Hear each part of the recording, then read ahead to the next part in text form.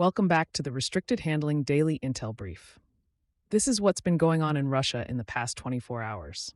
The biggest strategic signal today is the widening gap between the size of Ukraine's air defense network and the specific ballistic threat Russia can still push through it. An overnight Russian attack killed at least 12 people in Kyiv, injured more than 30, damaged civilian buildings, and knocked out power to roughly 90,000 homes before crews began restoring it. The casualty count may still rise. The more durable question is how Russia built the strike package and which weapons reached their targets. Ukraine can intercept a large share of cruise missiles and drones when its network is supplied and positioned correctly. Ballistic missiles are a much harder problem. Only a limited number of systems can engage them reliably. And the interceptor stocks for those systems are finite.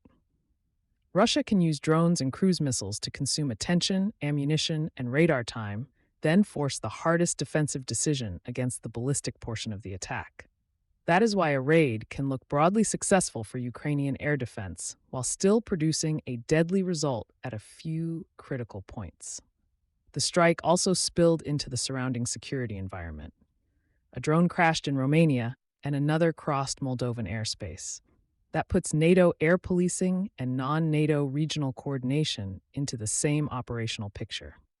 The alliance does not need a deliberate Russian attack on its territory to face costly decisions. Repeated spillover forces aircraft to launch, radars to track, and governments to explain what happened while trying to avoid an uncontrolled escalation. Moscow says it hit facilities connected to Ukrainian drone production, the Antonov industrial complex, military storage, fuel, and logistics. Those target claims need independent verification. They still tell us how Russian planners want the operation understood.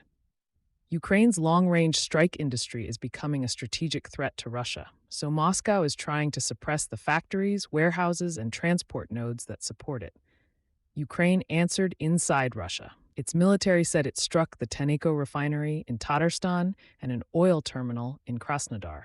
The immediate damage is still being assessed, but the campaign has already reached a political threshold that matters.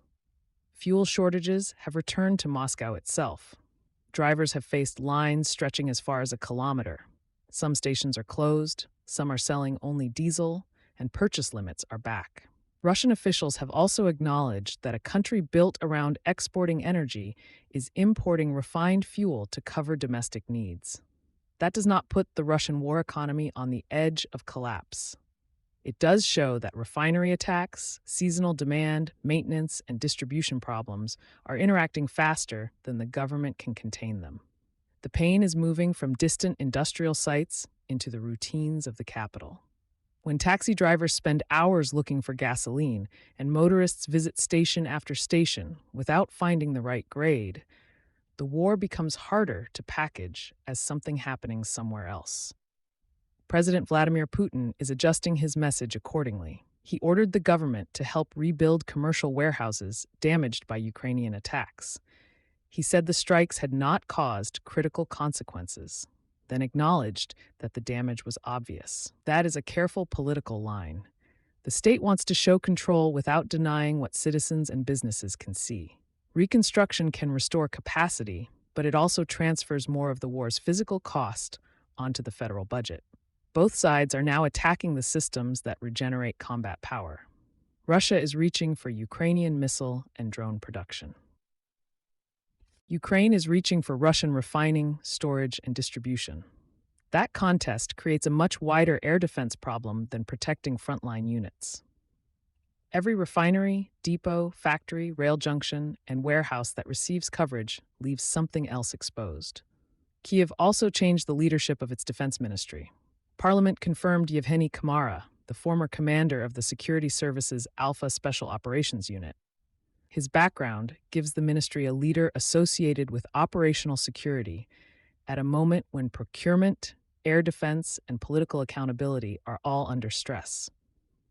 He steps into the job during a widening argument over corruption investigations, personnel changes, and the question of how wartime authority remains accountable. His first procurement and command decisions will show whether this is an operational reset or a political buffer for the president. There is one more pressure point in Europe. German prosecutors announced the arrest in Croatia of a second Ukrainian suspect in the Nord Stream pipeline sabotage. The allegations remain unproven, and the arrest does not establish that the Ukrainian state authorized the operation. Even so, the case is becoming harder for European governments to treat as an unresolved historical mystery. Germany must support Ukraine while running a criminal investigation into the destruction of major European infrastructure. Russia will use every new filing and arrest to argue that Western governments tolerated attacks on their own economic security. Inside the Russian information environment, the Kyiv strike is presented as a precise attack on defense production and military logistics. Civilian deaths and the ballistic defense imbalance receive far less attention. At the same time, state outlets lead with claims that Russian defenses intercepted hundreds of Ukrainian drones, reinforcing the picture of a country under massive Western-enabled attack. Fuel shortages are acknowledged, but officials say supplies should recover as refineries return from maintenance. Around those stories sit exchange rates, modest deflation, national projects, and Russian firefighting assistance abroad. The overall message is disruption under control. Watch three things next. First, the ballistic share of Russia's next large strike and whether Ukraine receives more high-end interceptors. Second, the duration of Moscow's fuel limits and the verified throughput at the newly targeted refinery and terminal. Third, Kamara's first choices at the Defense Ministry. The war is moving deeper into both countries' industrial systems, and rear area resilience is becoming one of the clearest measures of who can sustain the next phase. Thanks for listening. Go enjoy the rest of your day before the geopolitical situation gets worse again. For the full written brief, it's restrictedhandling.substack.com. We'll see you in the next one.